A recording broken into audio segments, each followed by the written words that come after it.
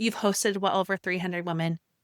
What has surprised you the most about what women say these trips did for them personally, how they benefit from it? My mind goes to a couple things. So the first thing that I think has surprised me the most, and now I understand it because I've thought about this a lot, but the thing that I think when I started doing this that surprised me the most was that people would say, "I love that everything is planned," which I kind of felt like, okay, I think they'll enjoy it. I was definitely, and still do try to find that perfect rhythm of having things planned and allowing people to kind of have their own moments and free time. But we have heard that again and again and again. And to me too, it speaks to the women that come on our tours. They are busy at home with careers or taking care of families or maybe a little bit of both, right? So it doesn't really matter what they're doing at home. They are the decision makers.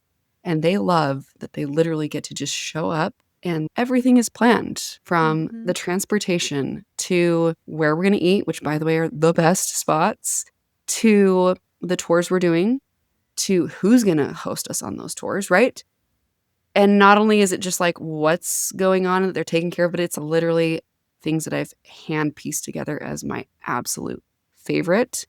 We're extraordinarily particular about that. So, I mean, we've even have, some of the meals that we eat during the week, we'll pick a special menu because it can feel overwhelming when you get to a new country and you're looking at just this whole thing and you're trying to figure out what it is like.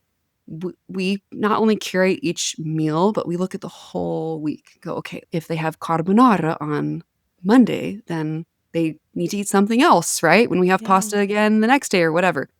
So that was something that surprised me, and I've evolved as these tours have evolved. It's a huge compliment. The other thing that has surprised me is we generally on these tours get to talk to every single guest about what their favorite part of the trip was, and it's different for everyone. Mhm. And it's really such a privilege to see that everyone has their cup filled in a different way.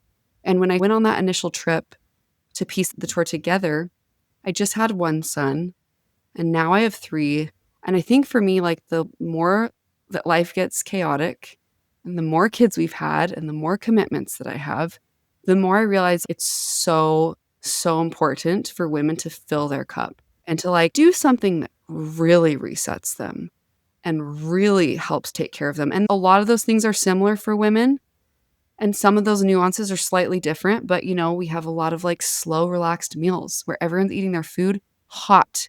They're not in a Hmm. rush, and they can really visit with their travel companion or the person sitting next to them. When they're at a museum, they're not like, "Oh, I should probably go because," you know, we love our kids and our spouses, right? But, "Oh, my kid isn't loving Responsibilities this," await. right? Yeah. Or they can just enjoy, like, if they want Hmm. to sit and stare at the Sistine Chapel for 15 minutes, they can.